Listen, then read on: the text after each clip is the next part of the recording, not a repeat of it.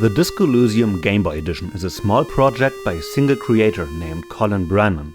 It is not just a pixel game, but an actual Game Boy port, complete with all the technological restraints of the late 80s handheld console. This means you can actually play it on a real Game Boy using a flash cartridge. The more convenient way, however, is to play it on an emulator, or directly on the creator's website. The game recreates the first part of Disco Elysium in a trimmed down way. The gameplay remains similar. You work the case, gain thoughts, collect drugs and sing karaoke, all while your inner voices comment on what is happening.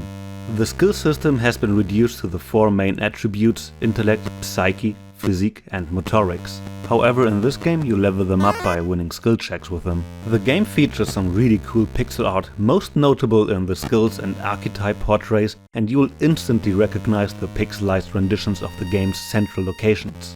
The music consists of three lovely 4-bit renditions of the game's soundtracks: Instruments of Surrender or the Outside theme, the karaoke song and the cafeteria theme.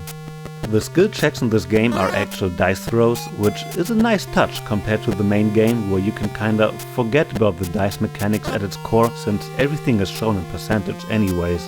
I personally also love the little hearts or anger marks over the characters' heads, showing their reaction to you.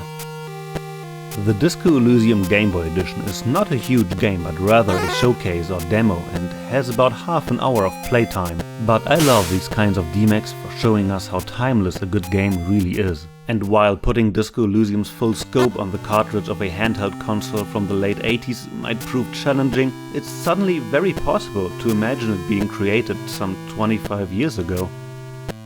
The project is a lovely homage to both Disco Elysium and the creative limitations of old-school video games, and it definitely put a smile on my face.